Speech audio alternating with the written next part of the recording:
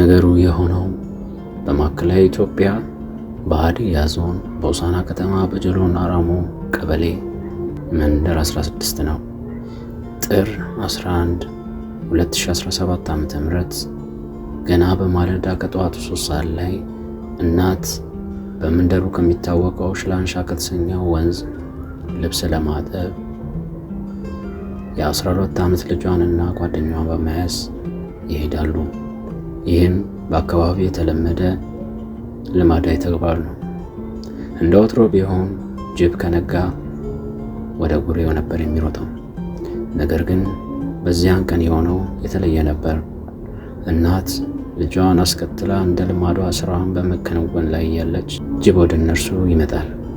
በዚህ ጊዜ እናት ከጓደኛዋ ጋር በመሆን ሕፃኑን በመሃል አስገብተው ከጅቡ ለመከላከል ይሞክራሉ። ነገር ግን ይህ ጅብ ለማለፍ ይቅርና በሁለቱ ሴቶች መካከል ያለውን ሕፃን ዘሎ ቀኝ እግሩን ነክሶ በመያዝ ለመውሰድ ይታገላል። በዚህ ጊዜ ጀግኒቷ እናትና ደፋሯ ጓደኛ በመሆን ሕፃኑን ለማዳን ይረባረባሉ።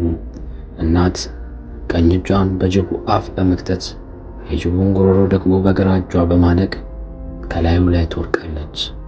አብራ የነበረችው ደፋሯ ጓደኛ ይህን አይታ እንደ ፈሪ አልሮጠችም። ይልቁኑ ከጅቡ አፍ ሕፃኑን ነጥቃ በመውሰድ ትታደጋለች።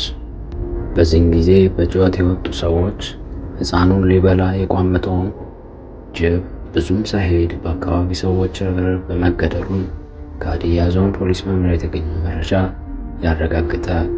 እናት ለዘላለም ትኑር።